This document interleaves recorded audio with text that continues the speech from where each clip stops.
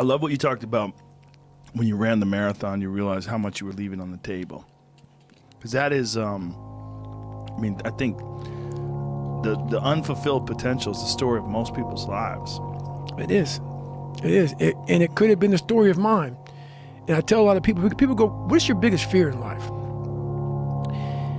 And my biggest fear, honestly, was, let's say I don't care if you believe in God or not, I don't care. So let's just play a game with me. Let's say you're God.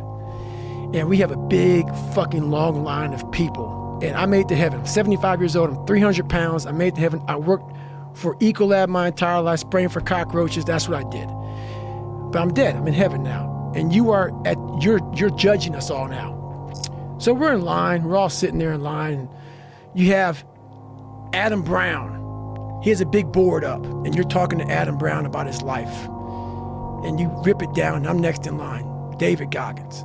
I see my name, and I see all this shit, and God goes, hey, you say, read this, man. And I'm reading this list, and I'm seeing 182 pounds, Navy SEAL, Ranger School, motivational speaker, changing lives. Okay, man, pull-up record, all this shit. And I'm like, that's not me, man. And God looks at me and says, that's who you were supposed to be.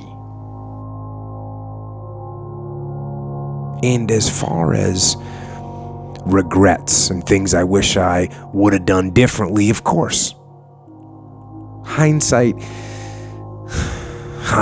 is 20/20, and looking back, of course, who wouldn't want to take another go at something and improve on the first try by doing it again? And then why not do it again and again and again, and why not just do it over and over again until you have it perfect?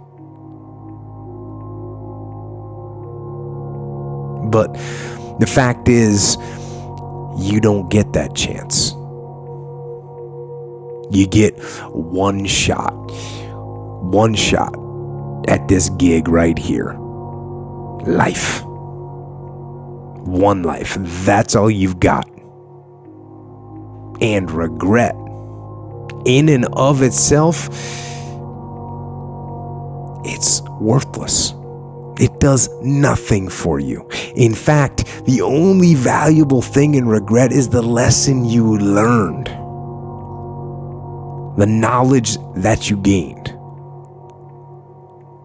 But walking around filled with regret gets you nothing. So, learn and move on. Don't let regret beat you down. Don't be a slave to regret. No. Let it teach you. Let it make you better. Let the fear of regret fuel you to take action today, now. To take action now to become a better person, not filled with regret, but filled with knowledge. Filled with knowledge and strength and power, and filled with life.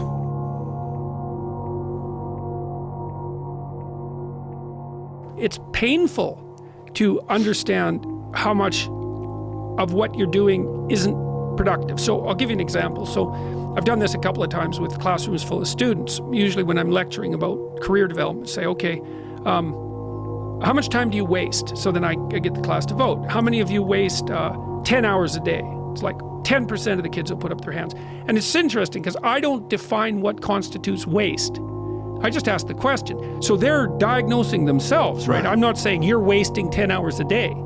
I'm just asking. It's like, given your own attitude, how much time are you wasting? 10 hours a day. It's like 10% of the people put up their hands. Well, when you get to like 6 hours a day, 80% of the people put up their hands. So then we do the arithmetic. It's like, because I like doing arithmetic with people. People hate arithmetic, but I like doing it. It's like, okay, 6 hours a day. It's 42 hours a week. So let's call that a work week, 40 hours a week. So that's a work week. Let's say, what's your time worth? You're a university student. Well, it's certainly worth minimum wage, because obviously, but it's worth way more than that, because if you spend a productive hour when you're 20, then you gain the benefits of that hour for the rest of your life. So there's the compounding effect of time spent when we were young. So I say, well, let's assume your time's worth $50 an hour, which I think is an underestimate, but whatever. Let's call it 50. We could call it 25, but we'll call it 50. If that's $2,000 a week you're wasting. It's $100,000 a year. It's like, how much better would your life be if you weren't wasting $100,000 a year? It's like, what is that over 40 years? $4 million. It's like, you're rich. You don't even know it. Quit wasting time. By your own definition. It's like people shake their heads, like, well, I never thought about it that way. It's like, yeah, think about it that way. Don't waste your damn life. And then you think, well, why would people be resistant to that message? It's like, well, you really want to wake up and figure out that you're wasting half your life? And when people do that kind of wasting, they actually hate it. And I've had lots of people come to my clinical practice who were chronic procrastinators, and so they're watching YouTube videos, say, but not ones that are good for them, although sometimes they will do that, but just browsing in that kind of mindless way that you do when you're not paying attention and you're trying to kill time. And people doing that, they feel bad, they get depressed, they feel anxious, they can't get away from it, they feel kind of quasi-addicted. That's what they're saying about social media now. It's a huge issue with young kids. Absolutely. But there's this feeling of kind of internal rot and corruption that goes along with it. It's like, yeah, well, you're wasting your life. It's like, so it's painful. It's painful to recognize that. Then it's painful to think, oh my God, look how undisciplined I am. I don't know anything. I can't use a schedule. I can't stick to a calendar. I don't have any aims. I don't know anything about the world, right? And maybe there's a part of me that's bitter because I haven't got everything already. And I'd just like to say, to hell with it. That's the recognition of the Jungian shadow. It's like, that's what makes you vicious and untrustworthy. All of that. No one wants to look at that. And no bloody wonder.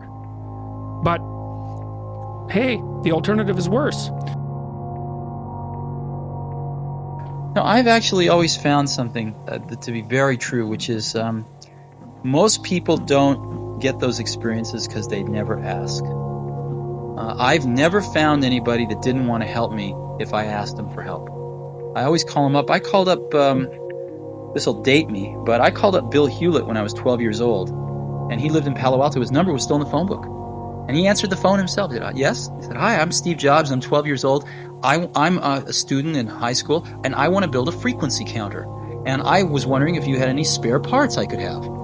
And he laughed, and he gave me the spare parts to build this frequency counter, and he gave me a job that summer in Hewlett-Packard, working on the assembly line, putting nuts and bolts together on frequency counters. He got me a job in the place that built them. And I was in heaven. And I've never found anyone who said no or hung up the phone when I called. I just asked. And when people ask me, I try to be as responsive, to pay that debt of gratitude back. Most people never pick up the phone and call. Most people never ask. And that's what separates sometimes the people that do things from the people that just dream about them. You gotta act. And you've got to be willing to fail. You've got to be willing to crash and burn. With people on the phone, with starting a company, with whatever.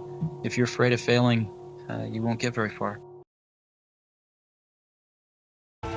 So yes, I think it's possible for ordinary people to choose to be extraordinary.